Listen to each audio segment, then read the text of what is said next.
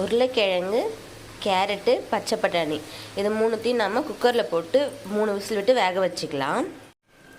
எல்லாத்தையும் குக்கரில் போட்டுட்டோம். இப்போ இது கூட தண்ணி ஆட் பண்ணிக்கலாம்.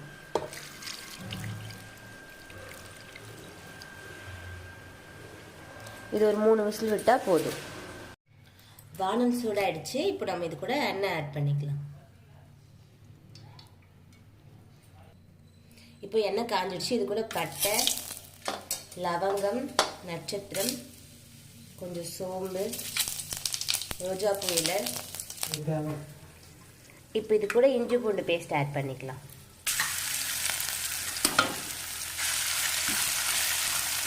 நல்லா பச்சை வாசனை போடாலே வதக்கிக்கோங்க.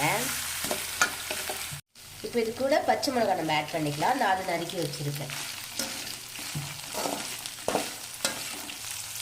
இப்போ இது கூட வெங்காயத்தை ஆட் பண்ணிக்கலாம்.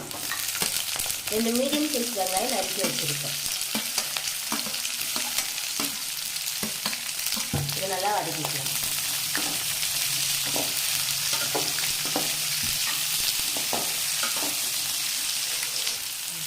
இப்போ ஒரு தக்காளி மீடியமாக நசுக்கி வச்சுருக்கேன். நறுக்கி வச்சு கருவேப்பிலை கொத்தமல்லி ஆட் பண்ணிருக்கேன்.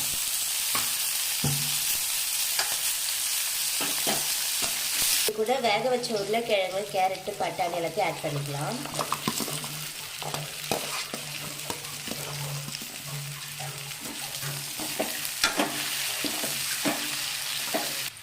இப்போ இது கூட மிளகாத்தூள் 1 ஸ்பூன் சேர்த்துக்கலாம்.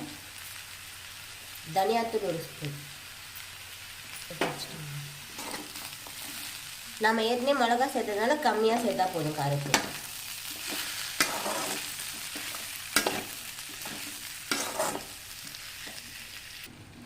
இப்போ இது கூட நம்ம தண்ணி ஆட் பண்ணிக்கலாம். இப்போ இது கூட தேவையான அளவு உப்பு சேர்த்துக்கலாம்.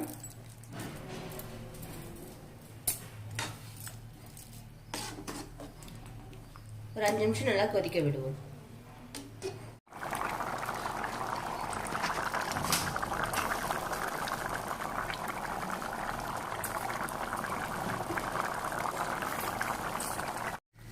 பாருங்க நல்லா கொதிச்சிருச்சு. இப்போ நம்ம ஆஃப் பண்ணிடலாம்.